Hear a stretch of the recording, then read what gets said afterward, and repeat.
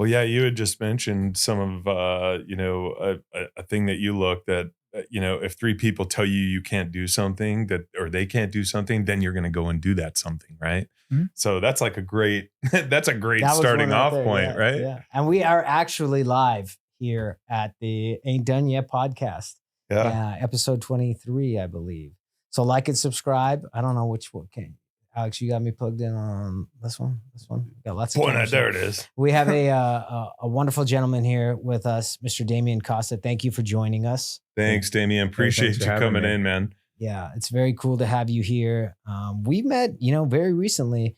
Oddly enough, you've been a veteran in the Las Vegas entertainment, industry and scene for so many years, and I've been an entertainer out of Las Vegas all my life. But it wasn't until about this time last year that we first met. That's right. Yep, at a And concert at the Composers Room. the Composers Room, a venue that you've taken over and really turned into something special. Yeah, I think it's. I like to think of the Composers Room as an original idea from an entertainment guy who likes to bring in people with original ideas. Right. So I can't play. Can't play an instrument and can't sing. So I like to be able to provide a space for those that can. Yeah. And so a part of your upbringing, some of your family was in the Las Vegas music scene. Can you tell us about that? Yeah, I think it. They say I guess it skips a generation in a way. I everybody in the grand level of our family, both myself and my wife, were all entertainers. So all of our grandparents, her grandparents, my grandparents. So we have all these pictures laying on at home and in these photo albums. We said, what if we just use those for decor? And my mom got a hold of it and she started giving me all these original scores from my grandfather who wrote music, original pieces that had never necessarily been seen by anybody. And so we turned them into pieces of art and got some other originals from one of my grandfathers who wrote music with Victimone. He has albums released with Victimone. And yeah, so it's quite interesting to have so much music influence but being so young at the time that it was happening to not be able to fully appreciate it. Yeah. And I wonder if more time and care and communication could be taken between family members if it couldn't help perpetuate additional creativity, right? So would we have been better to have spent more time talking about those things, and then really tried to see where the family could take entertainment instead of accidentally stumbling Do you across do you it? have do you have creative Interesting. bones in your body? Talk to us a little bit about your ability to be creative and where that kind of falls. I know a lot of people that, you know, for instance, one of my 3D designers, right? He's an incredible 3D designer. And after knowing him and him working for us for about 3 years, I realized that he's an incredible guitar player and then knew a lot of people Yeah, that I knew in the music industry that I didn't even know. And yeah, it's like, wow, Ed, you're an incredible designer, but his talent crosses over to musical talents too. Do yeah. you have, what's your creative abilities like? I'll try to keep this in a short. I really don't like talking about myself, so it's really interesting to have that opportunity to do it. I'll try to be concise with that question. I actually believe that uh, that's my only talent is actually being creative. When I work with performers, when I work with an attorney, or when I'm working with a general contractor, you name it, who it is I'm working with, I don't, if I think if I was not a creative person, I would not be able to get through all of the different types of conversations you have to have. I'll say it in this way. Mhm. When you have you look at some of the music that is produced or written and then the songs that a songwriter chooses to perform, right, is very specific to what it is that they can be doing. So you can Sure. have somebody who's a very great gospel singer may actually be very good in rap or rock or country, Mhm. and you would never know it. So I think you have to have that level of creativity in order to make you or allow you to be welcome in so many circles of conversation. And that's what it takes to be in the entertainment industry. You have to know a little bit of everything. So directly, my creative background is I do, photoshopping. I do all of my own graphic work. I Mhm. draw. I've probably Okay. had more college art classes than actual anything else, right? That's Okay, it. sure. Not that I was any good at it. I do 2D and 3D animation in the past. I video edit, Mhm. photo edit, and if Are you were those to your look, passions? definitely being creative and presenting to people to get instant gratification on what is it that we just mutually did, right? Even if it's opening the doors and putting a band on stage, I still feel connected. Like I had something to do with that moment of instant gratification and their ability to have a moment of enjoyment. So yeah, like my passion is not to sit down in front of a computer and for 30 hours try to make something, within the 3D world become real. That's neat. It's when somebody else experiences it and is moved by it or is moved by art or am able to get a point across by articulating a visual sense. I think that's why I find such a passion for it. It's funny that you say that because that's what connected me so much to these guys is I knew their music when their music first started coming out, and a friend and colleague of mine showed me the music when we were driving to go snowboarding one day, and I'm like, "Wow, these guys are great." And he's like, Yeah. "Dude, they're local, blah blah blah." And it just so happens that one of our other employees here um, helped them out at a show and with some cables and wires that they needed, right? And they ended up coming over, and we ended up becoming friends. And for me, it was like I'm not great as a musician either. I have guitars and I've learned, somewhat how to play them, but nowhere near to be able to walk onto a stage and just start jamming or rocking, right?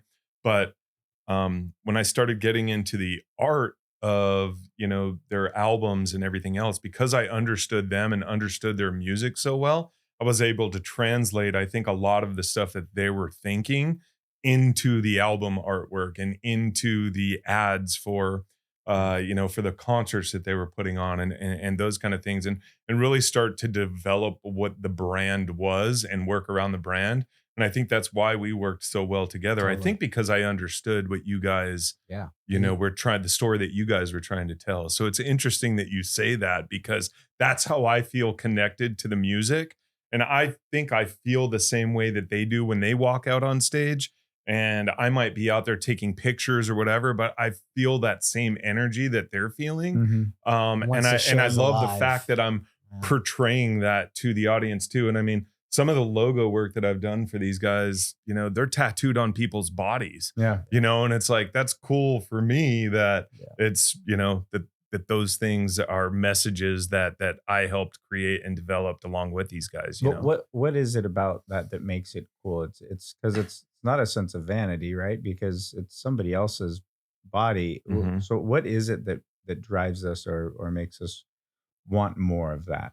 I think it's because I fall onto the same path of vision that they fall onto. They see the same thing that I do, which brings a commonality, right?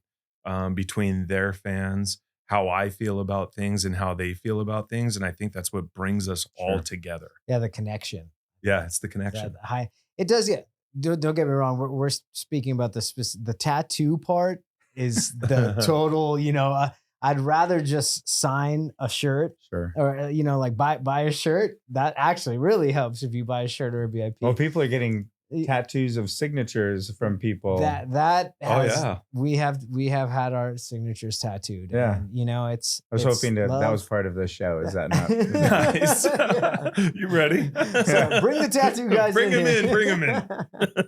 in. So Damien, you've put on a lot of events, a lot of entertainment events. Sure. You've worked on low scale and high scale. Can you kind of uh, tell me maybe, for our listeners, like what's the smallest event you've put on? What's the biggest event you've been a part of, at a creative Yeah. level? I don't know. I have like maybe a discipline or a saying that says every show is somebody's Super Bowl, right? Mm, Mhm. Everything that you do, every moment that we are producing for somebody or putting on an event for somebody, be it, by the way, a person that's putting on the event or we're putting on for them, or them experiencing it, right? You put in your hard-earned dollars to be able to go experience a show. It's the biggest. It's that person's biggest moment. And so I think I frame everything that I Yeah. do because some of the biggest names, let's just say the names that I've been involved with, I have a very small part of, Mhm. right? I mean, we've brought some of the biggest names into Las Vegas. I've been a part of some of the greatest things to happen in Las Vegas out at like Sam Boyd Stadium. I didn't book it. I'm Yeah. not responsible for making the call. I'm not sure who, like, even like the booking folks that do that. Like a lot of that stuff kind of happens, like it kind of manifests, right? So I think there's so many people that and that's what the composers room is also supposed to be a nod to, is that so many of us are supporting those moments. It takes thousands of people for one song to be, Oh, yeah. to be brought out there. So I'll give you this. The Thomas and Mack Center in Sam Boyd Stadium.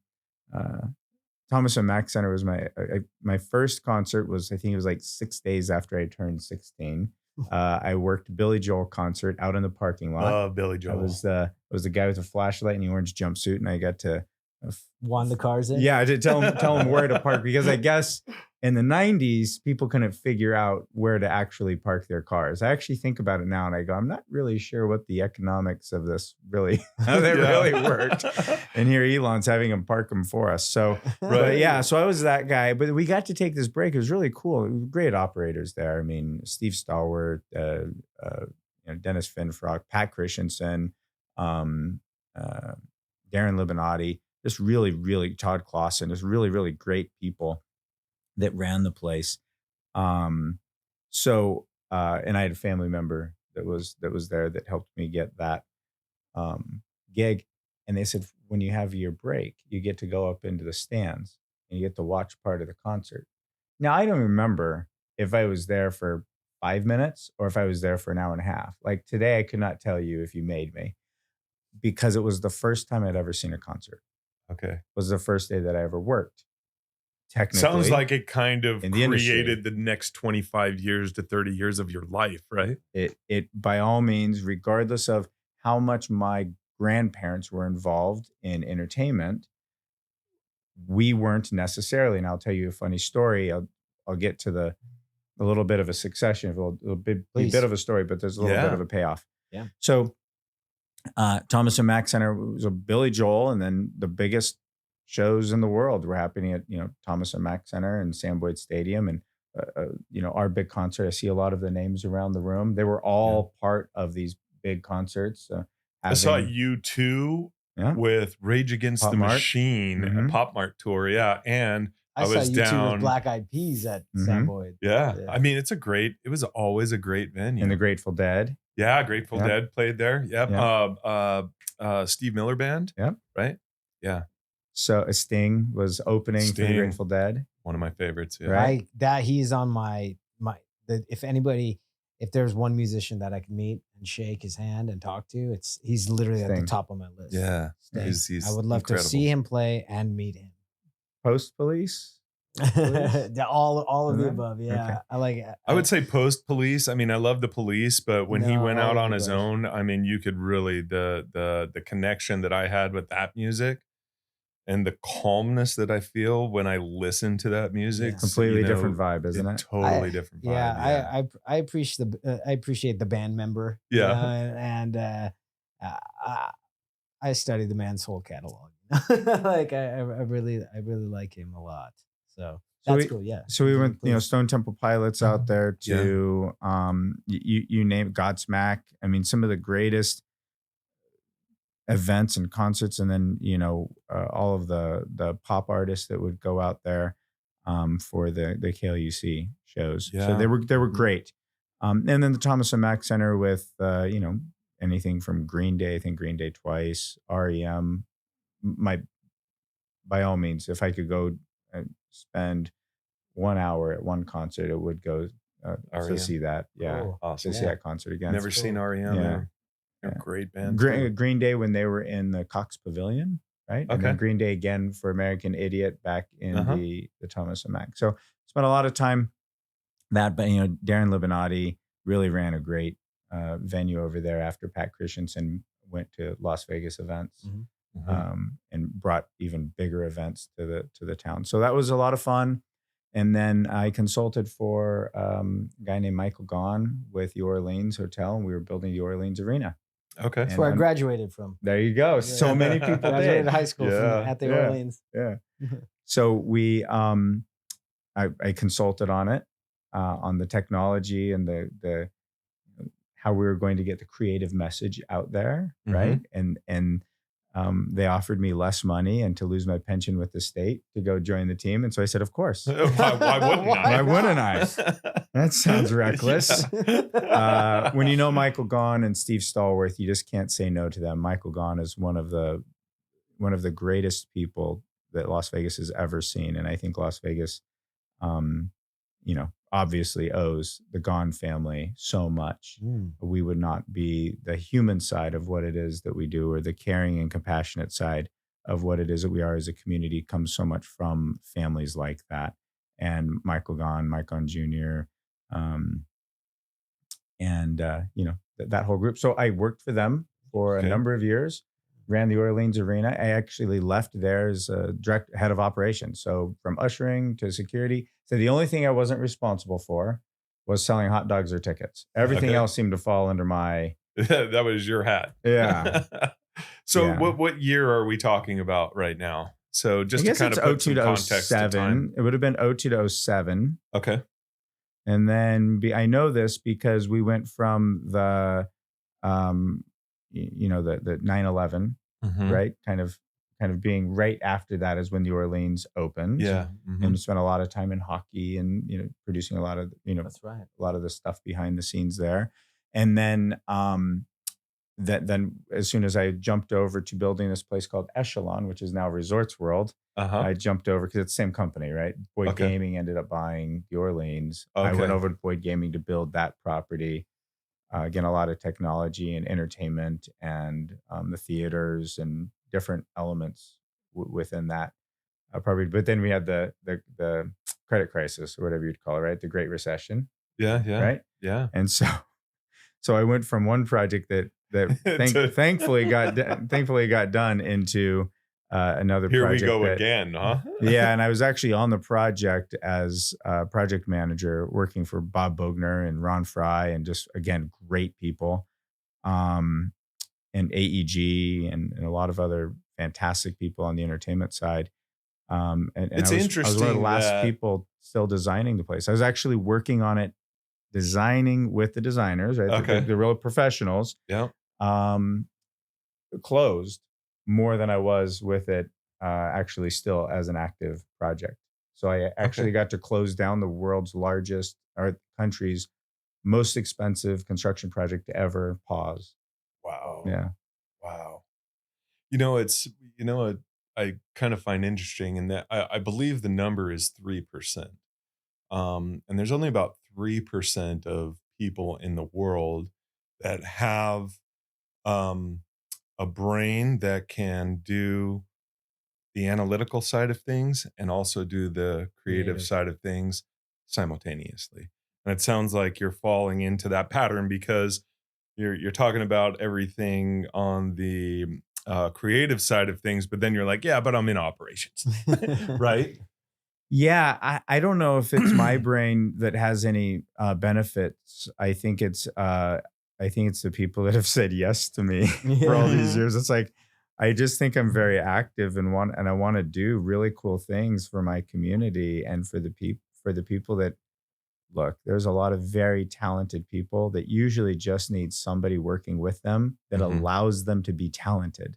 Mm. Yeah, There was a quote, I think it was a Steve Jobs quote that says, "We don't hire talented people to tell them what to do. We hire talented people to so they can show tell them. us what to do." That's right. So maybe I'm just the person that's willing to listen to people tell me what to do, Mhm. right? And Mm. and maybe I can be that person to say, "Hey, you're really good at doing that. You're really like again why I think I run a very good entertainment venue or venues is because I kind of let the entertainers That's do awesome. it, and everyone's like, "Oh yeah, it must be going well because Damian's there." It's like I don't know. They're doing They're what they do doing really it. well. Right, yeah, The yeah. music industry could really benefit from that kind of a mindset. Oh, yeah. Labels and A&R guys and managers. if you just let the musicians be the musicians. Lot of the times, and not to shoot down, business folk in general, but to use a generality, the business folk usually are not that creative, and they want their way to be portrayed, Mm. right? They think they know, but they don't really know, right? And it's up to leaving the creative side to make those decisions to help, bring things forward. There's a rule that I follow, and I hope I don't butcher it. I probably will, Mhm, but it's basically a lot of times in business we feel like we have to have the answer. mhm, You don't. Like yeah, most of the time, you're not the one that's supposed to be answering the question. And a lot of times we say, well, this is the way it's got to be because I was put into a chair or I've been given a role and therefore the weight is on me. So I ask the three questions, right? Am I the right person to be answering this? mhm, Do I have the information to answer this? And do I have to answer it right now? yeah, So that's if great. if you can say, like, a lot of times it's like you're asking me a question that I'm not necessarily, not that I'm not qualified and that I don't have the amount of intelligence to be able to answer it, but there's somebody who sits in an office or is spending their entire life honing in on the better answer, Mhm, right? yeah, And it may be that we need to take a minute and let that answer come to be by having a little bit more of a collective approach. And I think that is why, like to your point, so many business people try to jump in with the answer when really, the guy on stage playing the guitar should probably tell me, how many beats per minute we're going to be. right, Yeah. we should be at, right? And when to slow those beats down so we can send people back to the bar, right? To grab another drink so that we can speed it back up and bring them back out to the audience so they drink that beer to Mhm. slow the tempo back down to send them back to the bar, right? I mean, that's kind of DJ 101. Yeah. But I also think that, business folk in general, people who own businesses are also risk adverse, right? Whereas creatives aren't so risk adverse. Creatives are kind of more like, let's just throw it out there and see what happens. Whereas, a business person is analyzing everything that's going on and trying to calculate. But a lot of the times in a creative process, it's not about calculations. It's really not. It's more about, coming up with ideas that nobody's ever thought of before. Right. And that's the difference. And business people are usually looking at all the ideas that have been thought of and why they did and didn't work. Right. Where creatives like, this is a brand new idea, right? Elon kind of has, you mentioned Elon, and Elon kind of has those things going for him, right? He has that analytical brain that's going on, but he also has these incredible, but yet simplistic ideas like grab the rocket and land the rocket, right? And that's going to save us billions of dollars. That's a very simple concept that I don't think anybody else could figure out. And you had mentioned it earlier too, Damien, is that, we have to, um, geez, I kind of lost my train of thought there, but we have to, sometimes we just have to make things happen that and figure out like three people say that they can't do it. NASA said we can't do it. Russia said we can't do it. Yeah. And then here Elon comes around and says, I can figure out how to grab that aircraft out of the air. Yeah. So I think we said that before the cameras started. We were Oh, yeah. rapping Yeah. That's right. before and to say I have a general rule that if I've been told by three very capable people that something can't be done or they have failed at doing it, that I will take my time and effort to figure it out myself. Yeah.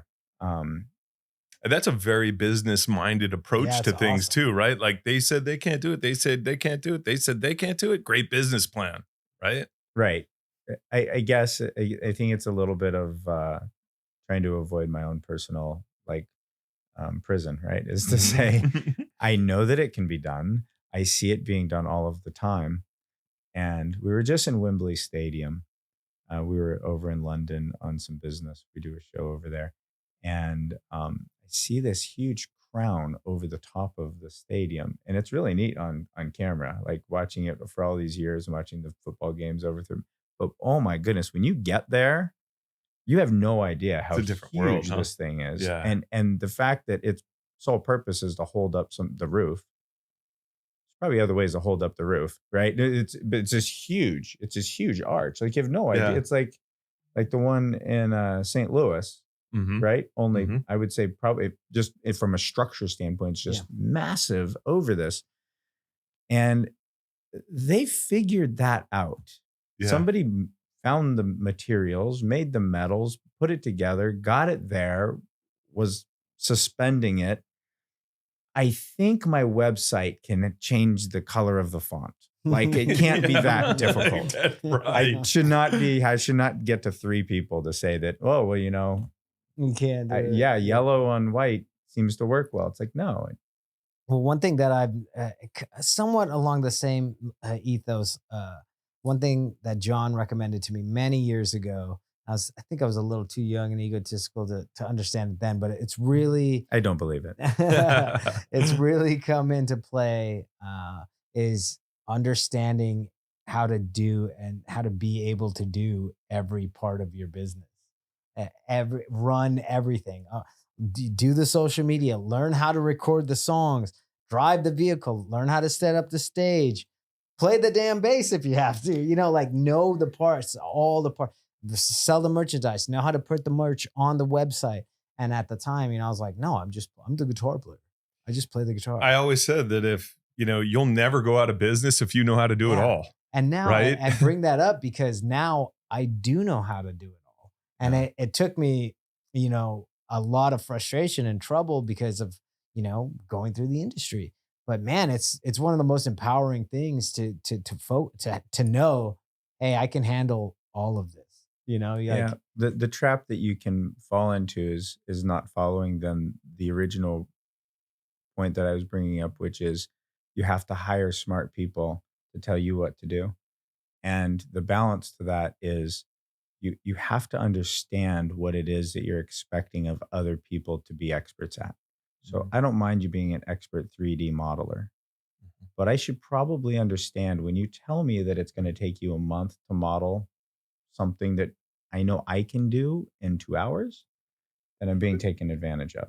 Did I tell you those exact words? Yeah. So I've told so him those blending exact yeah, words. so I blending those two worlds together, I my one of my sayings is that I don't ever ask somebody to do something that I couldn't do myself or that I don't understand that it Mm. can be or done that I myself. wouldn't be willing to That's do right. myself. That's right. Yeah.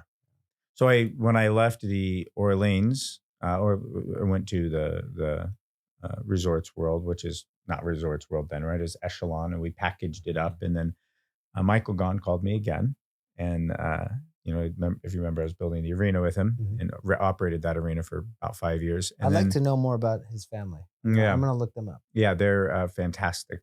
Now he's with the South Point, so he hires me. He left Boyd Gaming and took the South Point on as his sole location, and you I see was the just there South Point. last week talking with some Everyone was folks just there. there. Yeah. It is Yeah, the it's a most great place. hopping spot. Yep.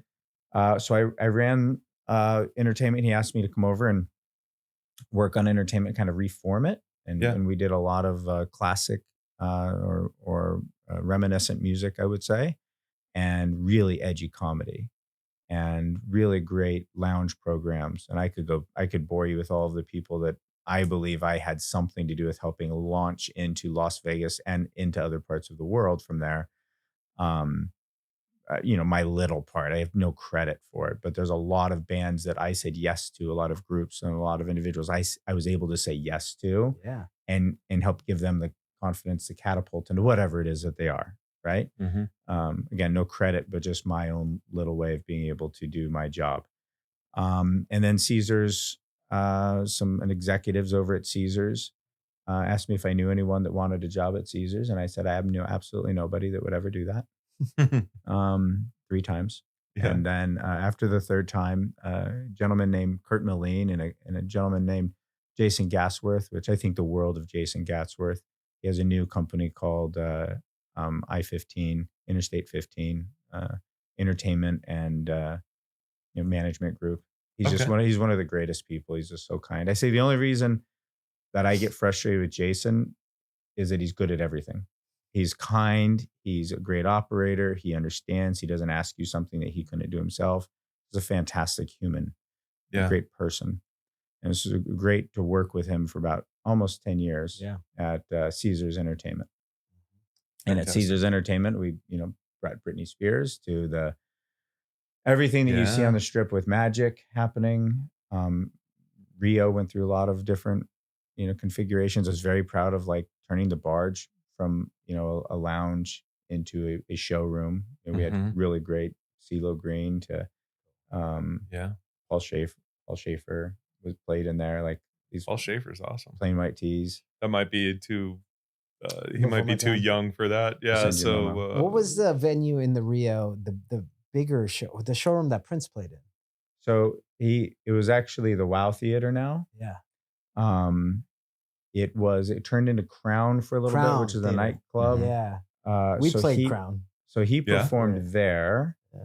and then he had the steakhouse behind, which is actually where Eddie Griffin. It's now the Comedy Cellar. Got it. I So that's love how that Eddie whole Griffin. landscape Oh works my out. god, that guy is so It's funny. great, Grew up so watching funny. him. Yeah, he is hilarious. Did you help Tony with 172?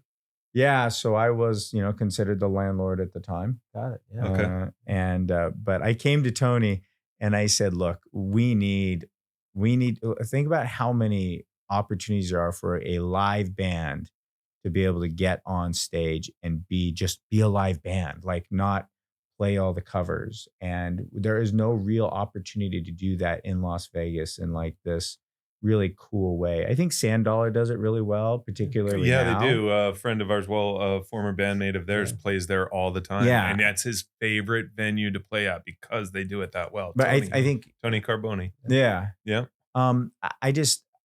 I didn't feel like the strip was really letting it. So we actually earmarked a place on the strip that we were going to have Tony open a venue, and he really fell in love with that 172 place at the Sure. top of the Rio. And the Rio was kind of a poppin' thing at the time, Mhm.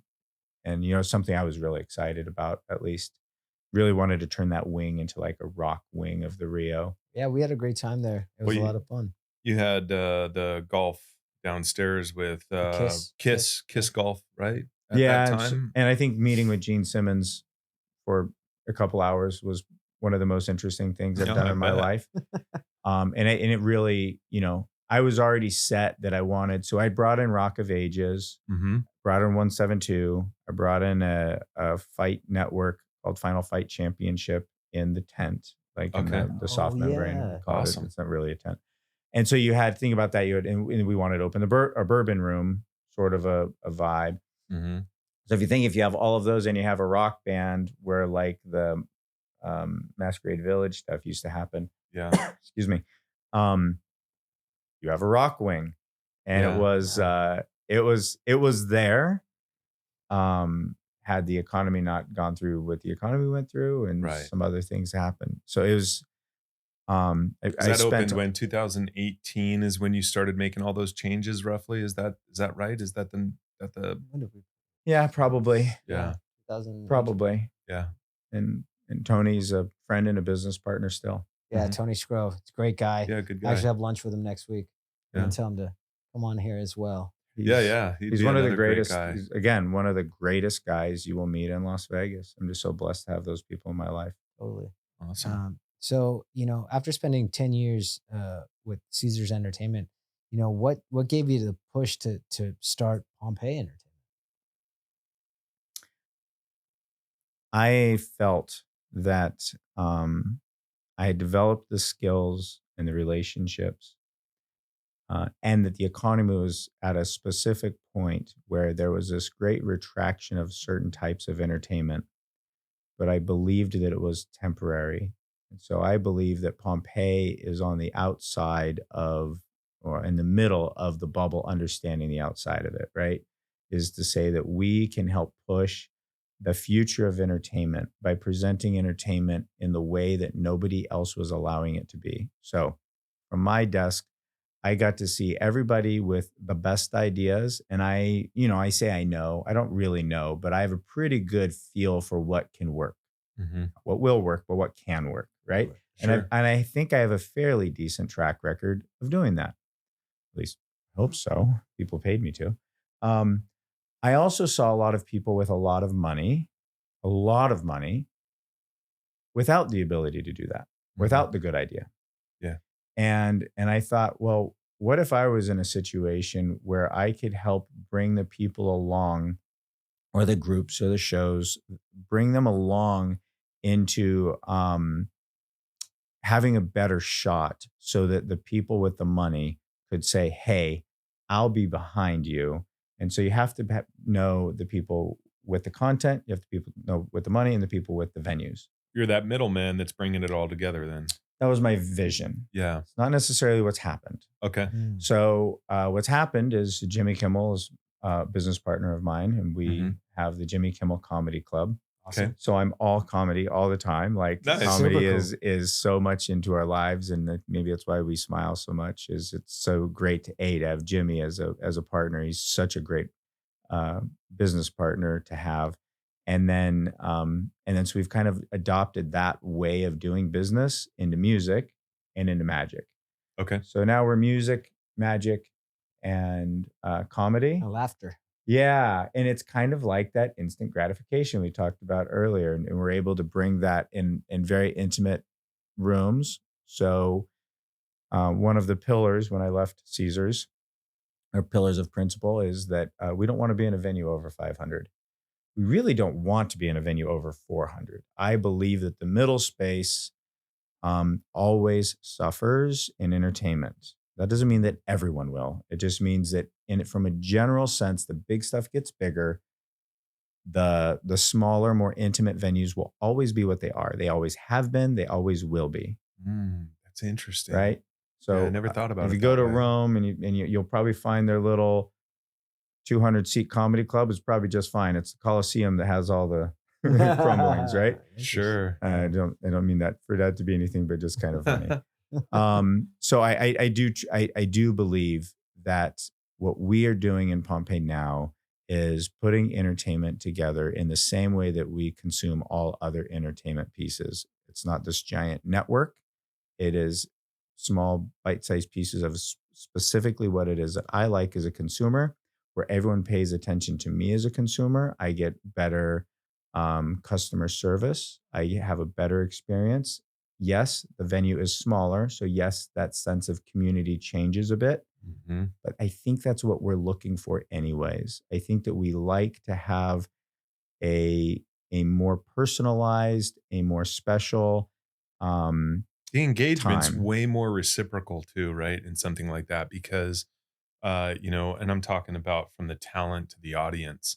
Um, you guys have played and opened for Aaron Lewis before, and Aaron Lewis, one of my favorite bands, um, would play at All Aliante answer. Station, and it was just he started playing here at Golden Nugget, and it was only like 150 seats. And at the time, Stained is like the biggest band in the world, and here Aaron Lewis just kind of breaks away from that and says, "I'm gonna go sit down on a stool with a guitar and play to 150 people because I can." Right. And those are some of the best shows that I've ever seen before because of and people are calling out, he'd tell him, "Put what do you want me to play?" You When know? John Popper with Blues Traveler, Plain White Incredible Tees, musician. Wayne Oh, Newton, Paul Schaefer, again, when Absilo Green, when all of these, I mean, I think I just named pretty much the gamut of entertainment. Sure, yeah. yeah. They all, Matt Goss, sorry, I can't leave out Matt, all agreed to play a 140 or 150 seat venue, which is the Like, Barge. what? Yeah. They all played that room, and Richard Marx, and Wow. the experience. Now, Richard Marx, there were other things that were tied to these events. Mhm. It was so moving to see everybody having that reciprocal relationship, and it was so direct. And I think maybe I just got hooked on that. Coming from the arenas and stadiums and seeing all of that, though my involvement was very different. And maybe that's what it is. Your involvement is different when you're in a room under 300 seats. You know everybody. Yeah. You know the people that are helping you. You know the people that are entertaining you. And I think there's something very special for the future of entertainment. So while it's scalable, Mhm. Pompey Entertainment is going to stay in the space. Uh, when we talk about driving future business, we're going to stay in that space and push as hard and as constant as we can, understanding that there's a great desire for individuals or for productions or for projects to grow out of that, right? Sure. It's like when you can go from remember when Imagine Dragons was going around town. I remember this band Otherwise when they were playing these little places around town, and then they Yeah. become mega stars. Like I think there's when you see the tattoo, right? It's that, hey, I played a little part of that. Right. You kind of answered one of my questions that I wanted to ask about how the entertainment scene in Las Vegas is so ever evolving, and what's one aspect of the entertainment industry in Las Vegas and a shift that you've noticed that excites you the most. And it sounds like you kind of answered that a little bit with how you're leading the sales with Pompey's vision. Am I correct on that a little bit? Yeah, I think I think the constant and probably the one misnomer in entertainment, and maybe it's not just entertainment, but it's where I am, right? Is that everything used to be better. And so everyone, artists today will say, if you're talking to an artist, Mhm. well, it's not like it used to be. Yeah. I go, yeah, you're right. I could name 30 things of how it used to be. You wouldn't want to get near. Mhm. And then you talk to a manager, you know what they say? Not like it used to be. Right.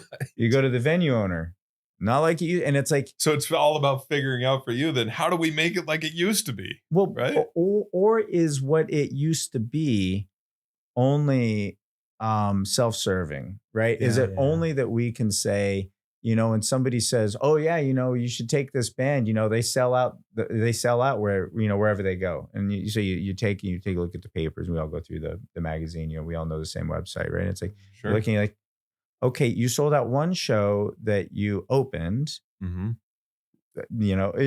Yeah. okay, so it's like how much of it is true and how much of it is window dressing of our own feelings about something, right? And so I Mhm. think if we do one thing different in Pompeii, it is to understand those things. It's to understand that, or at least I hope we're self-reflective enough, Mm. or that it it is as good as it's going to be, as good as we make it. It has nothing to do with what it used to be. It has nothing to do with how you could have been treated if you were in the 50s. Mhm. It has to do with, if you don't like the agreement that we're in right now, if you feel like there's more money to be had, show it to me. Right. Mm. Let's see if we can make that deal, or whatever it is, accommodations or the amount of time on stage or the venue size or how the chairs are laid out, right? It's a very complicated Sure. business in a sense. It is. It is. It So really I is. feel like that's the one constant. Mhm. And because I believe in the 50s. If I I were mean, to the interview an Rat Pack artist, is on the backside of this wall over here, right? right? And I mean, you're Are they hitting the coming nail in? right on the head. Yeah, they're coming in a minute. And just watching everything that happened. I watched a show. It was a documentary that about the startings and beginnings of Vegas, and the Rat Pack was a big thing, and they're showing this, and these venues weren't huge. And it wasn't really, I mean, there were some elite status people there, but you're talking about venues of less than 400 people that the Rat Pack was performing at every single night, right? And these names that were across the country, right? Yeah, it's actually my point. Yeah, So the Rat Pack. The funny thing about the Rat Pack, do you know who didn't know that they were the Rat Pack? them, The Rat Pack, because they right? weren't a group. Yeah. So they Joey Bishop and Sinatra and Mhm. Dean and excuse me, they did, like, the group of them did perform together. A trivia question, for what show? I don't know It's that. called The Summit. Okay. Oh, okay. Yeah, All so right. the Summit showroom, Mhm. You're right? dropping Yep. some Vegas wisdom on us, That's Yeah, man. right. yeah. So the Rat Deep. Pack is, and look, I make up a little bit of my own history, okay? So please don't fact Yeah. check me. But the Rat Pack is known to be a term that was not endearing to them. It would be, I don't know what the analogy would be today, but it's basically like, those guys are coming. it was not like, oh, the Rat Pack is like this group that wore name tags, the Rat Pack, or had drum heads that was like the Rat Pack. No, Right. it was It Hey, was given to them. they They were were labeled it. hey, in the media Right. oh yeah.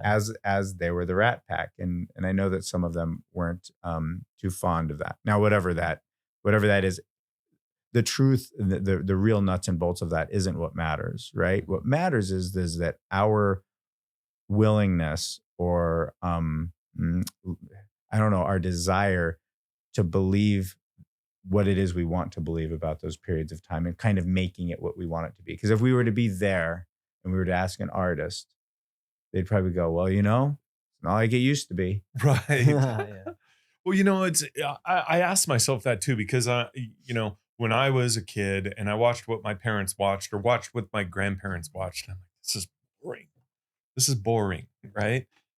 They should be watching this and this and all the new music and new bands and everything else that are coming out.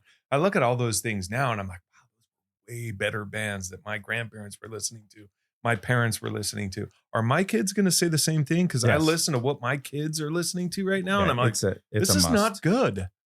It's a must. Yeah.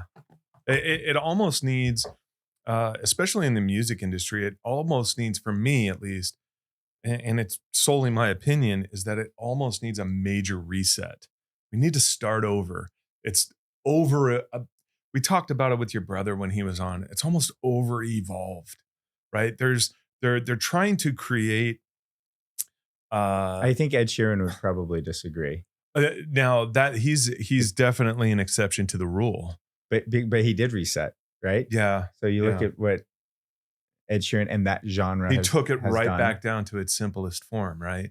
And I mean, that's what makes him so entertaining. Yeah. And I guess a little bit against your point is that I thought I was going to go to Ed Sheeran's show, and I thought I was going to be too far away, Yeah. right, to see the intimacy of what he's doing there. Yeah. But he made it to where everybody in that stadium at Allegiant Yeah. felt every single thing that he was doing by the way he created the stage, and it was wrapping around and But he's moving. how much of let's tie the two things together with a little personal Yeah. story, right? About your parents were listening to something, so you're not going to. Yeah. And how much of that is your lack of willingness to experience things because of certain, like we just talked about this in business and other things. So I'll give you a fun story about Ed Sheeran. Sure. So I get a call and I'm being told, hey, we're going to be opening the new part of the Caesars. I was brand new at Caesars, but I had great experience in working with artists and producing shows and putting on big concerts. Sure. And so, being responsible, the responsible guy in the room, which still is weird to me. But they say, hey, we're going to be opening Nobu, and we're going to have a guitar player come in and do a solo act. A guitar player. No big deal. And so I do my research and I look him up. I'm Ed Sheeran. Okay. Oh yeah, this guy's got a pretty big hit. Like this is kind of a big deal. This is cool. This is going to be really neat. Yeah. And it's just him on. We put together a nice stage. Like everything at Caesars is done top notch, anyways. And so I get to meet him early on in the day, make sure that everything is going to go well. I mean, look, it is at this point. He walks on stage, plugs in, and performs. Like I was totally making it. Yeah, I was totally making it this because I just wanted to make sure like everything went well. Even though I think he had I think Lego House had just come out. And so you got power out there, right? Yeah. That's really all I. Yeah. So right. So as we're doing the first sound check, he was the coolest guy from the minute that you say hello to him, and somebody had seen him. I can't remember who it was. I introduced him to like one of the people that was in charge at the time, and he goes, "Hey, do you have kids?" I go, yeah. He goes, "Oh, what's your name?" And he grabs their phone. He goes, "Hey, this is Ed. I'm with your dad, and your dad is the greatest person I've ever met." And he does this really kind, and he pulls dad into the picture. And he goes, he "This seems is the like guy." he would be that guy. He is, Yeah. and it was genuine. It was not like it was. I think the world of Ed. So I call my daughter, who is whatever 13 or 14, 13, and I say, "Hey, Ed Sheeran, you a fan?" And she's like, "Dad, I don't listen to your music." I go, I get, like, I guess it is my music. Like, I love this guy. Like his music is jamming, right? Yeah. But are you sure?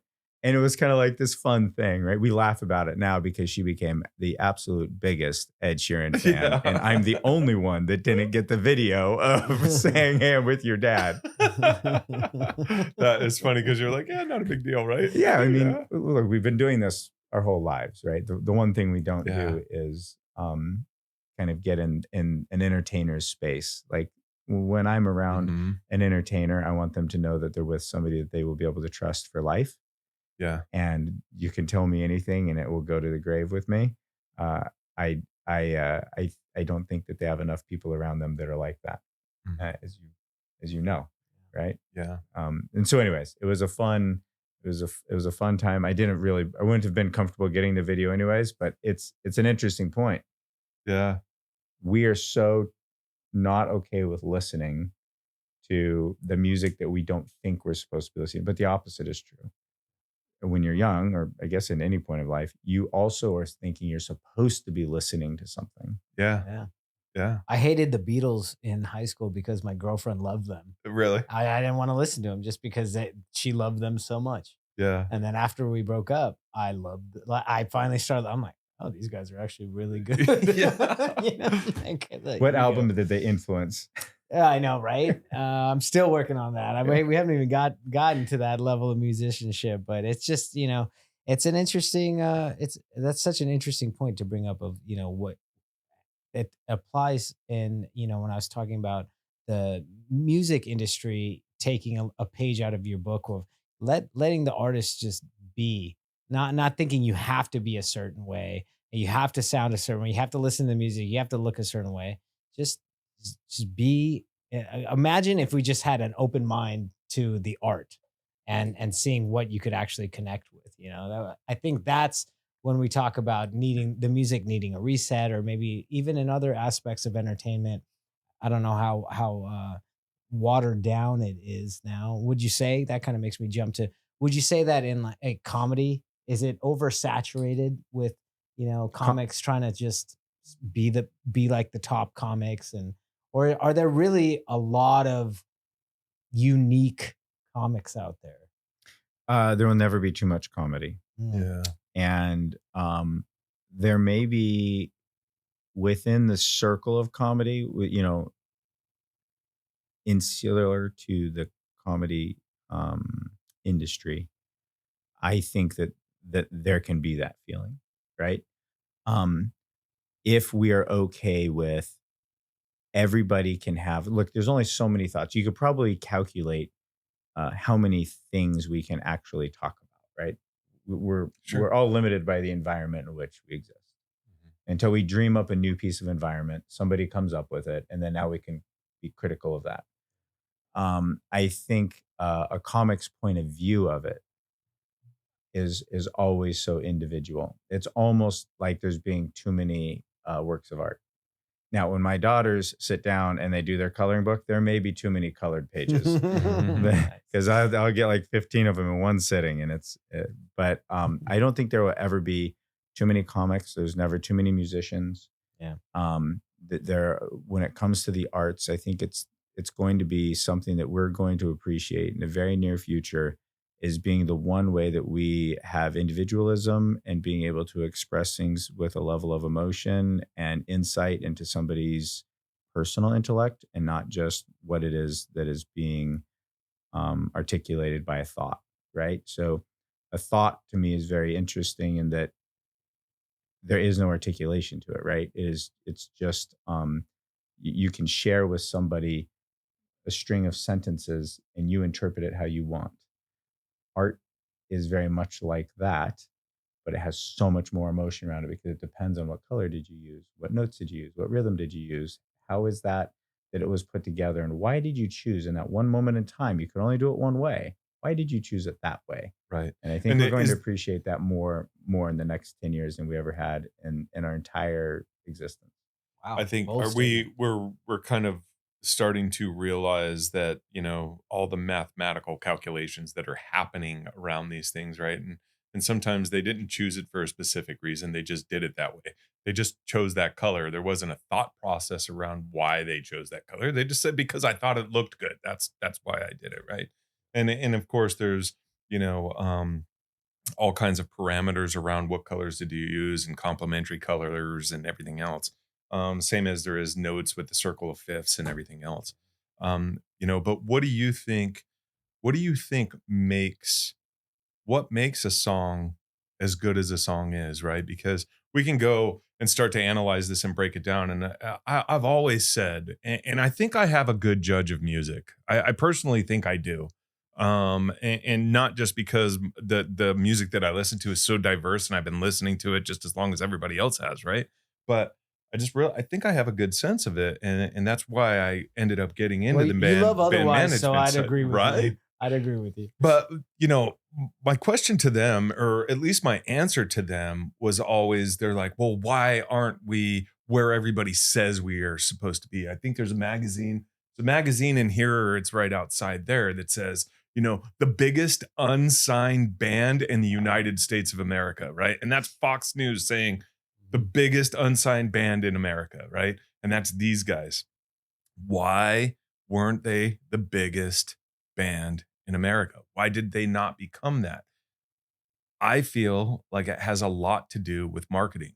I've always told them that nobody knows who you are if they don't know who you are. They can't listen to you if they've never heard of you, if they've never seen you. And you have these big conglomerates like, all these huge record labels that can make bad bands the biggest bands in the world and can make great bands the worst bands in the world too by not promoting them, right? Where do Um, you think that comes from ultimately? Because you need to, in order to be the biggest band in the world, you need to be known. You have to be known, right? But where do you think the essence of a great song and a great band comes from? Where does it start and finish? so I'm probably not qualified to talk about 1% of that. Um, a few different directions, right? There is a very scientific. There's a DJ named Dead Mouse, Hmm. Joel, who I had a brief conversation with at one point, who was expressing to me and sharing with me how the beats per minute and the frequencies in which we listen to music, and um, how he knows it can make somebody feel, Hmm. right? Yep. I get it. Makes Yeah, sense. There's a science to it. there is. But what you're talking about is not science. What you're talking about, I think, is somewhat relative to perspective, right? So the biggest band to the biggest song, the biggest band in our lives, you have Chicago with Inspiration, but yet Danny Seraphin is one of my favorite drummers and favorite people, right? And Hmm. he's not on the album, and Yeah, that's terrible, right? Like, yeah. but he built one of the greatest band empires in the world. Hmm. Like, I think Chicago is I mean, should be regarded as one of the greatest Oh, no, that's REO bands, REO. Speedwagon. Where do we You have know, but Chicago? I but have something Chicago. but Yeah. why is it that their Yeah. biggest hits did not have their founder on the album? Yeah. So, okay, that's my wedding song, so that's a big deal. Mhm. Um, and then the other is from these guys. So otherwise, and how we ended up getting connected was we saw each other and we were saying goodbye. And I'm like, yeah, I'm going to head out. My wife is sitting over there. He goes, oh, your wife's here. And let me go meet her. So he goes over and says, hey. And she's like, hey. And she goes, oh, are you in a band? Mhm. He's like, yeah, band called Otherwise. She goes, oh, isn't that neat? She doesn't know it. Right. Right. And I forget I, how it came up, but I think your mom tell or me. your uncle or your mom, somebody at the table as well. Uh, they were.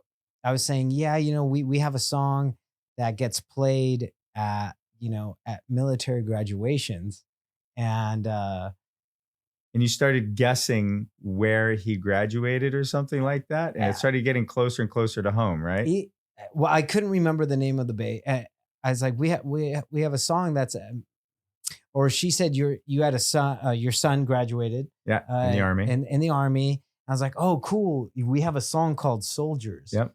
and it really connects with the military. And they actually play our song at a base at graduation. And then Fort Bragg, So right? she and Gina full-fledged was like, freaks out. she Yeah. was like, wait a minute, and like it started. I was like, where did your son graduate from?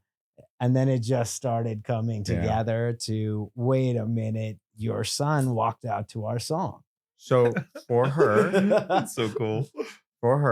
what an experience. The song, Yeah.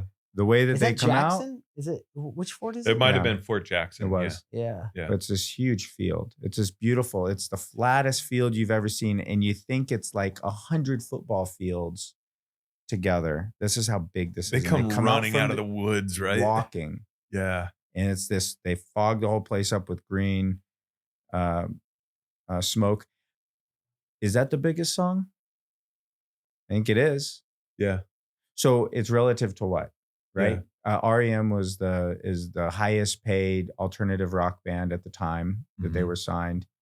Mm-hmm. And you have so many stories of different artists being paid. I think Prince has one of those records, right? There's a Yeah. lot of that type of stuff that happens, and they're the biggest. But to what measure? That's so true. Right. And Yeah. that's what I love about music, and that's why the Composers Room is so important to our community, Yeah. is because the music that is written by the person who wrote it, it is written with passion, with maybe it's a moment of anger or frustration. I don't know what it is that is in their mind when they're putting it on paper, but it was the most and it was the best. And it Real was quick, we've never done this before. Not There to, it is right but there. Damien, do you have your headphones right there? I do. Grab those headphones, JB. Throw Yeah. them on. Alex, sir, you can hear us too. So this is what we're talking about here for everybody. Damien's son is a graduate at Fort Jackson. It's time to strap our boots on. This is a perfect day to die. Like the blood out of our eyes. In this life there's no surrender, and there's nothing left for us to do. But the strength to see this through.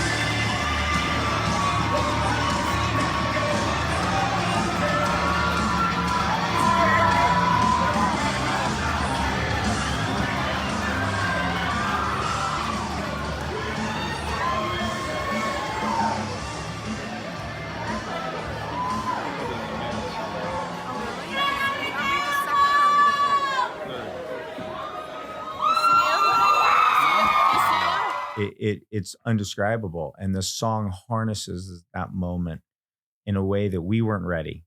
We weren't ready for that experience. And so that song gets written, right? And is it going to be a hit? Is it going to find its way into the recycling bin? Mhm. Is it going to find its way into your daughter's shoebox when you pass away? She won't find it until then. Yeah. Which is the music that I have written in the composer's room Mhm. is to my mom from her father, who's he Amazing. wrote Is his that own. the That's awesome. Yeah, there's 4 songs that music? are on the ceiling. Yeah. That's The awesome. yeah. And So the that's the biggest. That's the biggest. It's Yeah. the composer. That is the moment in time which it is the most important. And I don't think we ever celebrate where music comes from, right? Yeah. When it's actually being articulated. And then you have the performer that is bringing that to life. That's what you talked about being creative. You feel like your connection is great because your ability to say, okay, I see what you're doing musically. Let me put that out there graphically. And the same Mhm. thing happens between a writer and a performer. A performance art is different than composition, music composition in a lot of ways. Some people are good at all of it, yeah. Right. but it's very special. So let's go to another The link. Pull that Phoenix. up. Yeah, and the Phoenix, the composer's room. Last year, the year before last as well. So late 2023 into 2024 was the part of the otherwise Phoenix where you burn it to the ground. And Yeah. where the Phoenix goes down and the ashes and what rose from those ashes, the stages that we were stepping on and the type of artistry we were focusing on more so, Composer's Room gave us that opportunity. Wow, that's Yeah, special. Thank you. as the Phoenix started to rise, and I'm telling you guys right now, that Phoenix is flying this year. Yeah. But last year, it's just it's so important that that cycle of the Phoenix, that part of the Phoenix, the Phe- the Phoenix dies, the Phoenix is reborn, and then it flies again. And we were reborn putting on our CCSD instrument drive at Composer's That was Room. very special. I've never been able to go to a venue and see it and go, like, I exactly what we ended up doing. I pictured it happening, like with the walls along You did with the such guitars your along the vision of walls. that event. It But you was just guys also beautiful. took it to the next level too with the florist that you guys, what was the name of them? The florist who, They're absolutely oh my God, they fantastic. are Yeah. wonderful. They donated the most beautiful flower arrangements. Everybody at Composer's Room was so fantastic. I mean, you walk in there, just like you're saying, I mean, it That's that possesses the intimacy that we power. were talking about before is Your grandfather's lyrics are, or excuse me, sheet music is in the walls. We did I appreciate that. We have BB King's daughter came through Yeah. and had a very similar experience. I think we had Little River Band, um, Righteous Brothers, and yourself Bucky. all in a conversation together at the Yeah. composer's room. Yeah, Now, was Very like that cool. just doesn't happen, that was Yeah. cool. right? And It was really the I composer's room. appreciate your inspiration for keeping us going because it's certainly not running a business like that is not for the faint of heart. Sure. It's not easy. I'm glad it's not easy Yeah. because we don't take any of it for granted. But you guys absolutely rocked it, and when you had all the veterans go up there and play the That was guitars, cool. Yeah. it's life changing. I don't think that from a commercial music standpoint that will ever be the mainstream. Probably shouldn't be. Mhm. It being those special moments that we can all take away from and being blessed by those that have been able to make it with the music that moves the whole world. And for you to be able to bring that back to the community the way that you guys did, Thank you. it's very, very special. And a room is only a room. The talent that you put in is what's so amazing. And the fact that you shared your talent and you let all those veterans be a part of the day, I'm telling you, it's bone chilling just thinking about what an amazing That was time an that was. that was an exciting night. That really And was. for our I listeners, got footage of it too, Yeah. so we could probably pop it in there as we're talking about it. So. for our listeners tuning in too, and you wonder, how Damien may or may not add his magic to events that are already existing. When we were planning, now we did two events at Composer's Room. One was our CCSD instrument drive, where we lined the walls of the Composer's Room with all the instruments that went to all the classrooms in CCSD, all the guitar classrooms. Then the second one was our evening concert celebration for our annual gala. When we were in talks building up to the annual gala in November, we're talking, oh, we'll do this, we'll have the band. And then Damien says, what about a declaration? And I'm like, what's a declaration? I mean, I know a declaration, but what do you mean? And I'm like, how about a declaration, to make it a day? I can make some calls and we can make this. This is how we got Life by Music Day on November 2nd. Mhm. The declaration of LBM Day, and that would have never happened anywhere else. And it happened at Composer's Room. Got a And key to Well, the city you and got a all. key to the county, Key you to got the key to the strip. city, Yeah. you Key got to key the strip. Well, I mean, it was Life by Music Day. They recognized it. Yeah. That was That's so cool. it was a very, very special day. But you guys create those days Yeah. quite a bit. What you don't probably know is that you along with some others have actually inspired my wife from that conversation and the song. And remember, we started this from what was the biggest song, and this is why I Right. say maybe Yeah, this was the sure. I biggest love song. it. My wife has started with Amanda Dillon. Have started a charity called Foster in Faith. So it is Awesome. how do you set up churches to be the support group to bring in foster support for those that need it. So families that need, foster families. That's awesome. Is there a website that Alex can bring up? Fosterinfaith.com. Mhm. Fosterinfaith.com. Can you bring that up, Alex? You for guys us, do a please? lot of work in the foster care system in Las Vegas. We It's do. close Yep. to your heart. That's It- awesome. We are foster parents. We've fostered a number of foster children. We reunified those that could, and we adopted 3 of our foster children. And That's awesome. they're our lives. I mean, they're everything. We had 3 adult children and started over. Mhm. So the fact that Gina is willing to do that and still start Foster in Faith um, is quite special. Foster and Faith. There it is, right there. Oh, beautiful. So we work with a Greater Hope. Yeah. A Greater Hope has a relationship with all of the entities that you need to work with to be able to. Thank you. Will you accept the cookies there, Alex? So how it kind of works is that there are a lot of organizations out there that are willing to help. You have a Greater Hope that aggregates them quite a bit. There's a few groups that do that. We like a Greater Hope quite a bit. And then the county, obviously, or who takes in the kids from those families that are in need of foster services. Remember, fostering is a service so that people Yeah. can get back on their feet. Sure. Fostering is, hey, we need some help getting our things together. The kids need somewhere to go that's not a cold room. It's a family. It's go spend some time with a family. And we want that to become more normalized. And what a better way to do that than to set up a church that can support one another and create that, mission of togetherness. And then a group like a Greater Hope can come in and say, well, here's the services. And so what Gina and Amanda do is they do some Q&As to help people understand. I call them families on the fence. All those families like, oh, we always talked about fostering. It's like, okay, well, let's talk about fostering. Right, Like, okay, let's talk about it. And so You do it by doing it, right? yeah, Yeah. if you can, right? Yeah, And of here's the course. things you should know, and here's the things that should inspire you. Here's the things you should be prepared for. So I think a lot of people are scared to ride a bike because they might fall. Mhm. I learned riding a bike, you will fall. Yeah. So it's about being prepared and being able to deal with it, putting on the right protection and being able to have those around you that are going to help you be best prepared. And so what Foster in Faith does is puts the organization into a church because very few organizations are willing to do that. And you get this support group around you.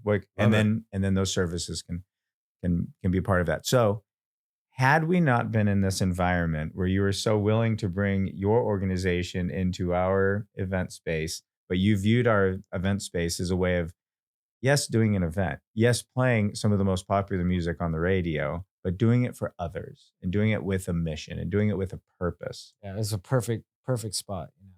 Well, and I mean, we look at loved what it. it's inspired. Just that That's so thing that amazing to you would know. never think that these connections, again, I think it all comes back to that intimacy, that connection that's created with intimate type of venues like that. And look at all the things that you didn't even know that was created Yeah, out of that, yeah. right? So Soldiers might just be the biggest song. Yeah, there you go. I That's love so it. cool, man. I mean, that is Some kid's life, yeah. it will be. Yeah. Oh yeah. I It know in will my be. life it is. I mean, there's Wow, I yeah, appreciate and that. Thanks. there's lots of people that send into their social media that say the same thing. You've saved my life. Yeah, it's a Thanks big to thing. your music, blah blah blah. Still not Enter getting a in tattoo. right. Oh Sorry, Nice. still man, not getting a guys, leave. Go tattoo. ahead. You can leave. Never mind. All right, yeah, yeah. Go ahead and take the ink out. Yeah. He's not doing it. Oh man, wow. So Um, there you go. That's your plug, babe. Great nice. Go word. take on the world. Well, I Yeah, mean, amazing. we are just recently an empty nest. And so I'm going to talk to my wife about that to see if my wife's a special ed teacher by trade, and both my daughters are also school teachers. Can They I ask what just grade? so my oldest daughter is first grade, and my youngest daughter is fourth grade. So, and I think we talked about this Their at the classes are composer across rooms. from each other. Yeah, but they're at the same school, Mhm. and it's the same school that they went to grade school Oh, at. how special is Right. that? It's so awesome It's because so cool. they're actually working with teachers that taught them. It's so cool. And their classrooms are literally right next door to each other. So, and they grew up so close together. They're best friends. They live together now. So they moved out 2 months ago. They're living Uh-oh. together. They teach Uh-oh. together, and yeah, You there's been okay? some of those. You all Well, right? so we have them coming over. We have them coming over on Tuesdays. They actually came over last night because something got in the middle of this past Tuesday. They came over last night, and we did the dinner thing. So once a week. So it's a lot harder on Melissa than it is to me. I'm a positive guy. I'm a glass half full guy, right? So I see all the positivity about them moving out and all the great things that they're going to be able to do Growth. because they moved out Sure. and Yeah. learn how to live on their own and all of those kind of things. And Yeah. Melissa's kind of the opposite of like, oh, I just want my children to be with me, and these Sure. years are all gone. And I totally feel for where she's coming from, and I try to comfort her as much as I can on that. But at the same time, I'm like seeing all these great things that they're doing, these incredible humans that we created and that she really raised because I was always here at work, and she did this incredible job with our children. And I just watch all of those, the great things that she did and the ways that she taught Yeah. them growing up are all We have like It's a 100% in superpower. life right now. it is a superpower. Really Yeah, is. it is. We Yeah. have a definition for those types of families in foster and faith. Mhm. It's called ready for a foster family. All right. All right. Cool. Because what you just described is having such a great balance Yeah. in, like, Gina's the same way, right? She has a certain feeling of more home, more nurture. I'm in the more go get it done, go explore. Let's go see if we can get some things So figured much. out. Yeah. And I think that it's great when you have the ability to do that. I think others, every family's different. Mhm. And when you have the ability to have a team around you, it's the most important. So if you're a Sure. single parent, or if you're, if you have a mixed family of any type, like we're very family fluid, right? Mhm. We obviously, Definitely. our family is very um, special right now. So whatever it is that you can do, uh, go do it. And if you want to have that conversation, we call you a family on the fence. Well, Mhm. you know what? I'll Now be it's having a jump over. conversation with Melissa tonight Yeah, because I think Nice. she's looking for some sort of thing to fill in those gaps, yeah. for her. And I think that could possibly be the There's some right kids out there that opportunity. are looking for that too. I bet they are. Yeah. Yeah. So that's what we use the composers room a lot for, is That's to say, great. let's celebrate entertainers, let's celebrate entertainment. Let's create, get that Community. Phoenix Yeah. an Let the opportunity. Phoenix fly, The only rule that we have at the composers, actually, we don't really have any rules at the composers room. We really will do whatever is right and whatever is good, and whatever gives a musician the ability to do what the musician needs to do. If that means sunset with whatever career they've had, if it means launch to whatever career they want, if it means putting a camera on them to be able to get distribution, we do open rehearsals where we'll literally just let a band go and rehearse in the space, and I just open the doors so people can see it. Don't say that too loud. I was like, wait a minute, let me check your What? schedule, actually. Yeah. We love making noise there. Yeah. Yeah. I will Um, actually be reaching out about that because I have, to take away the Phoenix is flying, and I have a lot of projects coming up, And one part of for the longest time in my life, I thought I was only supposed to be focused on otherwise. And Life by Music started to grow naturally. It just couldn't not happen. But musically, as well as who I was playing for, who I was playing with, I only could play with my brother. I could only play in otherwise. Who's fantastic, by the way. Yeah, he's amazing. I mean, he's my best friend. He's my big bro. He's my hero. And he's the biggest pain in my butt too. But that's besides the point. I've also And you him. exactly, and the feelings are Good. honestly mutual, and I Yeah. think that's what makes the band what we are. But I found that when I was finally able to kind of break away that barrier of, and I know you've mentioned it to me, and a lot of like do other projects, that actually makes me a better bandmate and artist in otherwise of working on these other projects Of that I have course. kicking up. And it's taken me uh, a very long time to get to that point in my career The journey. as a performing Enjoy artist it.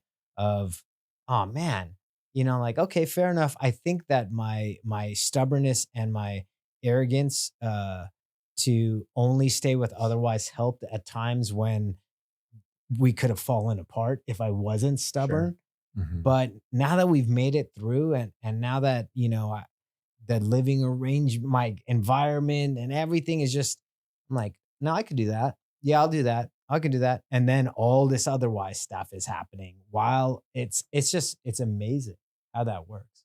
It's really a great thing. And that's what we hope to kind of touch on in this podcast when we talk.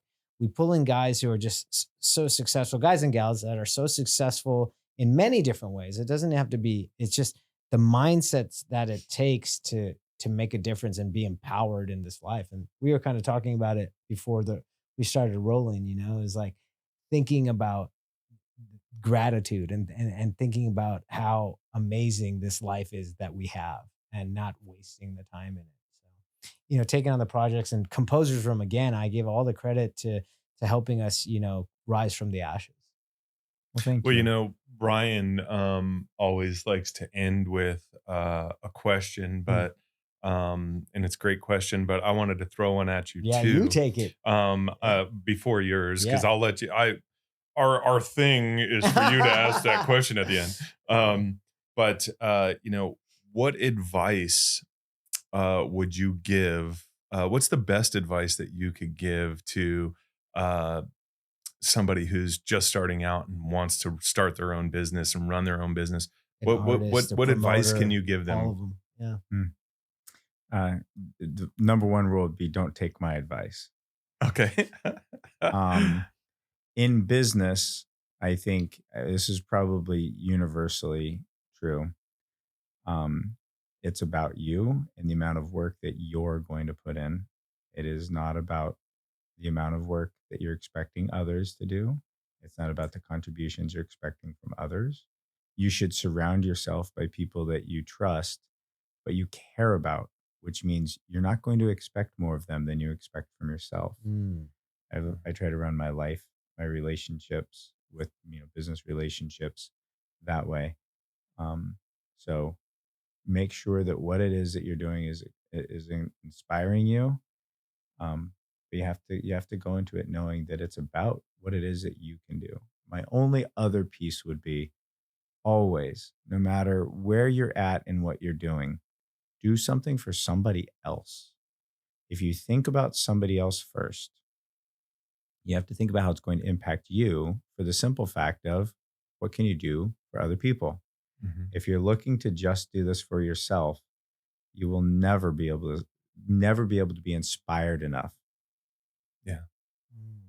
I agree with that. To just touch on that a little bit, you know, I and I think we might have discussed this before, but I've never looked at the money. I've always looked at take care of the client. If you take care of the client, everything else is going to fall into place, Yeah. right? Just make sure they're taken care of, get their needs taken care of, do what it is that they need done, and everything else falls into place. And I've kind of always kind of lived by that mantra, you Mm. But know? you can feel the energy when the people walk in the room that don't follow that. Yeah. You Oh can yeah. feel that energy instantly. And this is why we all, I think, had a very quick friendship And while we're sitting in at this the room together, composer's yeah. room, and why we're Yeah. here today is that we all didn't even know each other, and we're already trying to ask, how can I help? How can Yeah. I help you help somebody? Like, Yeah. Hmm. nobody is here trying to help themselves. Right. Maybe in a way of personal growth, but not in a way of greed. And I think if you can make more, you can give more. Hmm. But I think that's why we're here. I think we're here to be able to help what's next. Well, and we started this podcast too. We're not, there's nothing that Yeah. of value that we're expecting out of it, right? We were having these conversations before we jumped in front of a camera. We just figured, you know what? Maybe these conversations that we're having can help other people. He's got a lot of good things to talk about that people can understand and relate to Yeah. and help. And I felt like I did too. And we're like, Yeah, we're absolutely. having these conversations in my office on the couch. Let's just throw ourselves in front of a camera and see if we can't help other people while we're having the conversation, right? And then And then we bring in smart people the like coolest yourself. conversations too. Eh, I yeah, sit here and I get, it's like even if the cameras weren't here, I get inspired by what we're talking about. And yeah. I get fired up and Well, I you get inspire us. yeah, Like, you're doing it. it's so cool, And before I do ask the last question, are there some events? This will post here very soon. Are there some events at some of your venues? I know you have a lot that you'd like to shout out. Anything in specific coming up?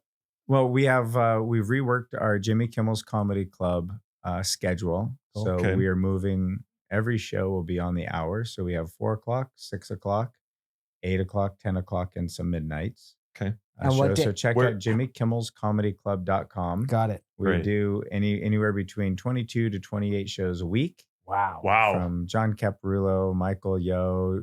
uh, uh, Lunell is back. She just was on vacation for a few weeks. Steve Byrne, um, Farrell Dillon does his family friendly magic show at 4 o'clock every day.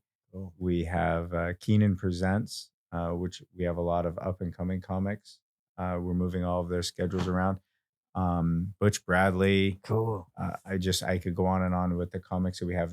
I'm so blessed. Vicky Barbalak. I'm so blessed to have um, so many great comics that are willing to run a resident schedule and trust us with this part of their careers. And then the Composers Room, we're doing really special things there.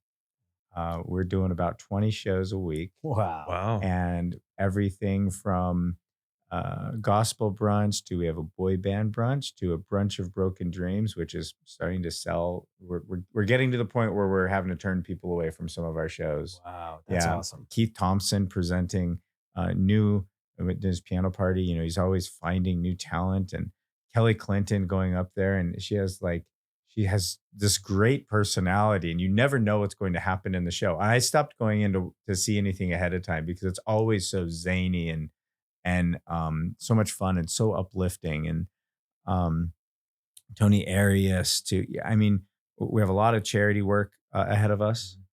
We're going to hold St. Baldrick's kickoff party with John Katslamidas. Cool. So John Okay. Katslamidas, March 3rd. So sorry, I know I rattle off a lot. No, No, please. that's what we great. want. And Check out Alex, the make sure we Composer's Room. grab a clip of that too, because we'll promote March that 3rd. short. Okay. Yeah.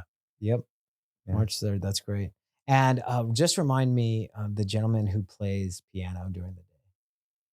So Bruce? his name is Bruce Westcott. Bruce Westcott. Man. Bruce had to take some time away. Okay. Yep.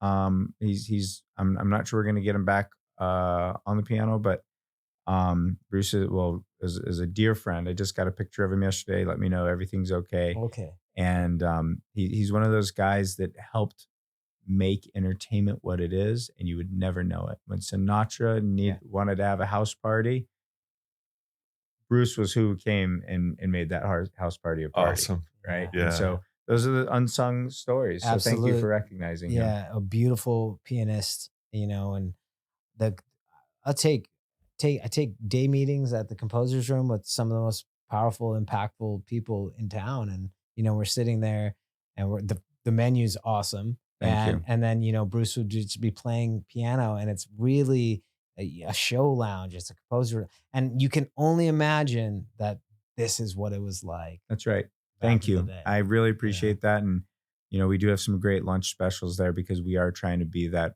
place where people can just get away, Yeah, let the heart rate go down, yeah. appreciate your community and the person that you're with a little bit better, a little bit closer. Yeah. Well, So I was driving with my wife the other day, and there's a taxi in front of us, and there's the composer's room, and I was yeah, like, it's "Honey, awesome. we're interviewing him. He's coming on the show on Yeah, Friday. yeah, that's It's the great, man. composer's room." So we could go on a lot more, but we're now realizing like let's leave it so that hey, let's have another conversation here in the I'd be future. happy to. I You know we guys have are a lot of cool amazing. stuff to talk about, and there's more things you were telling us about with networks and all the crazy things. I mean, you got a list of things we haven't even touched on, but I would like to touch on this before we leave. And if you could go back in time and speak to the young Damian Costa, look him in the face, and he was listening to you, what would you If he say to was him? listening. Yeah, yeah, that's the thing. Yeah, if he could hear you and you could tell him one thing that he would listen to, what would you tell I would tell him, be good to your wife. She's everything. Oh, that's awesome. Yeah, She is. him? That's awesome. fantastic. Yeah, I Yeah, love that, thank man. you. Yeah. Yeah, it's beautiful. Well, thank you, Damien. You're the man, and it's so Thank you. cool Appreciate because you. Yeah, thank you so much, we Damian. I ain't done appreciate you yet. coming All on. right, we Yeah, ain't done yet, guys. Cheers. Thank you guys. Like and Yep. subscribe. Check out Composer's Room. Check out Jimmy Kimmel's Comedy Club, and we'll see you guys next time. See you on the next rip.